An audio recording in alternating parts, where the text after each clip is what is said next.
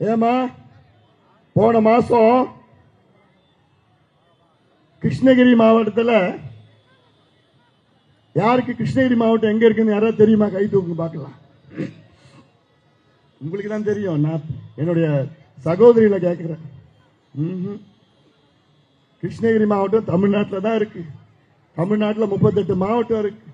கிருஷ்ணகிரி மாவட்டம் வடமேற்கு பகுதியில், தருமபுரிக்கு மேல கிருஷ்ணகிரி. பெங்களூர் தெரியுமா? அந்த பக்கத்தில். கிருஷ்ணகிரி மாவட்டத்தில் போன மாசம் ஒரு 2.5 வயசு குழந்தைய காணோம். அவங்க அப்பா அம்மா தேடுறாங்க, கண்டுபிடிக்க முடியல. ஒரு நாள் முழுவதும் தேடினாங்க. அடுத்த நாள் அந்த குழந்தைய பிணமா பார்த்தாங்க. காவல்துறையில் விசாரணை பண்ணாங்க. விசாரணை பண்ணப்போ பார்த்தாங்க, ஒரு மனித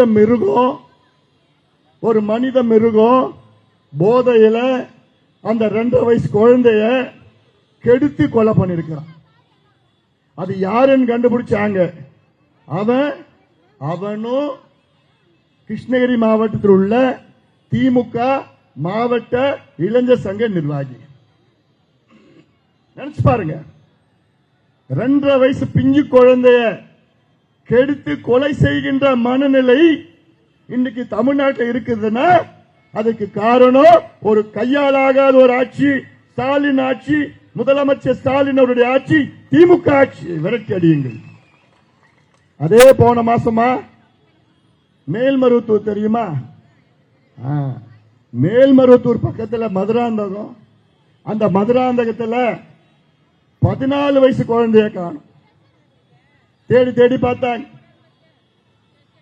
அதன் பிறகு கண்டுபிடிச்சாங்க, அந்த குழந்தைய 2 அயோக்கியனுங்க போதையில கெடுத்துட்டு ஓடி போயிட்டான். 14 வயசு. அதே போன மாசம் தூத்துக்குடி மாவட்டம், தென் மாவட்டம் விளாத்திக்குளம் பகுதி 12வது படிக்கிற ஒரு குழந்தை பரீட்சைக்கு போயிட்டு காலையில போயிட்டு வீட்டுக்கு வருது, காணும். தேடி பார்க்கிறாங்க அப்பா அம்மா. ராத்திரி முழுக்க தேடுறாங்க. அடுத்த நாள் அந்த பெண் பிணமா கண்டுபிடிக்கிறாங்க பக்கத்து காட்டுல. காவல்துறை விசாரணை பண்றாங்க. என்னன்னா, ஒரு அயோக்கியன் போதையில அந்த குழந்தைய கெடுத்து கழுத்து அறுத்து கொலை பண்ணிட்டான். 4 மாதத்திற்கு முன்பு சென்னை அருகில் உள்ள கும்மிடிப்பூண்டி பகுதியில் 8 வயசு குழந்தைமா காணும். 3 மணி நேரம் அவங்க அப்பா அம்மா தேடுறாங்க. 8 வயசு குழந்தை. 3 மணி நேரத்தை கழிச்சு அந்த குழந்தை ஒரு புதர்ல இருந்து அழுதுட்டு வருது. ட்ரெஸ் இல்ல, மூஞ்சி எல்லாம் கீறி வச்சிருக்கான், ரத்த காயம், மார்பெல்லாம் கீறி வச்சிருக்கிறான். ஒரு அயோக்கிய மனித மிருகம் போதையில அந்த 8 வயசு பிஞ்சு குழந்தைய கெடுத்து ஓடி போயிட்டான். இதுதாமா அன்றாடம் தமிழ்நாட்டில் நடக்குது திமுக ஆட்சியில. நாளைக்கு நம்ம குழந்தைக்கு இது நடக்காது என்ன உத்தரவாதம்? உங்க பேர பேத்திக்கு நடக்காது என்ன உத்தரவாதம்? நானும் 3 மகள்களை பெற்ற அப்பா, தந்தை. அந்த ஆதங்கம், அந்த கோபம் எனக்கு இருக்கு. என் பொண்ணுங்களும் பத்திரமா பாதுகாப்பா நடமாடணும். அதனால்தான் நான் கேட்கிறேன். அன்றாட பிரச்சனைகள் இது முக்காவாசி வெளியில சொல்லிக்கிறது கிடையாது. வெளியில சொன்னா குடும்ப மானம் போயிடும், அந்த பெண் எதிர்காலம் போயிடும், அப்படியே அமைதியா இருந்துடுறாங்க. ஆனால் தமிழ்நாட்டில் இது வரைக்கும் 12 முதலமைச்சர் ஆண்டார்கள். அண்ணா அவர்களிலிருந்து எம்ஜிஆர் அவர்களிருந்து ஜெயலலிதா அம்மையார்லேருந்து எடப்பாடி பழனிசாமி எத்தனை பேர். ஆனா யாராவுடைய ஆட்சியிலையும் சின்ன சின்ன குழந்தைகளை 2.5 வயசு குழந்தை, 4 வயசு குழந்தை, 8 வயசு குழந்தைல யாருமே கெடுத்து கொலை பண்ணது கிடையாது. முதல் முறையாக இந்த கலாச்சாரம் தமிழ்நாட்டில் நடந்து கொண்டிருக்கிறது. காரணம் ஒரு கையாலாகாத ஆட்சி. என்ன நடக்குதுன்னே தெரியல முதலமைச்சருக்கு. ஏதோ சும்மா வச்சிருக்கிறாங்க பொம்மையா.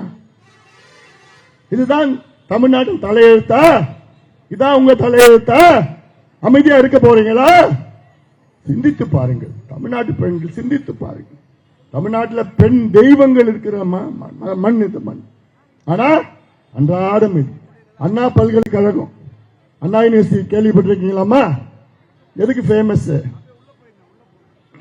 பெரிய பெரிய என்ஜினியர் அப்துல் கலாம், உலக அளவில் பெரிய பொறியாளர்கள், ஆராய்ச்சியாளர்கள் வந்த அண்ணா பல்கலைக்கழகம் இன்னைக்கு அண்ணா பல்கலைக்கழகத்தை பத்தி என்ன பேசிட்டு இருக்காங்க?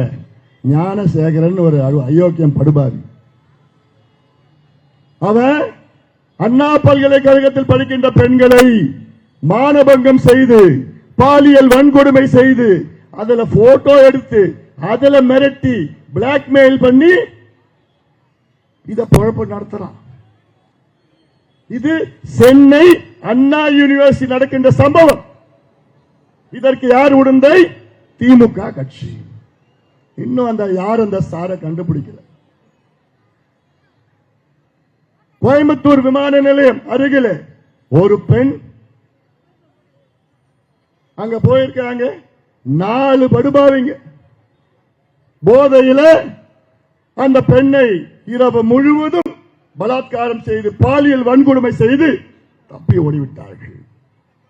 அதனால இது எல்லாம் ஏதோ நான் சும்மா சொல்றேன்னு நினைச்சுக்காதீங்க. உணர்வுபூர்வமா நான் சொல்றேன். இது உங்களுக்கு மட்டும் நான் சொல்ல, தமிழ்நாட்டில் அத்தனை பெண்களுக்கும் நான் சொல்லுகின்றேன்.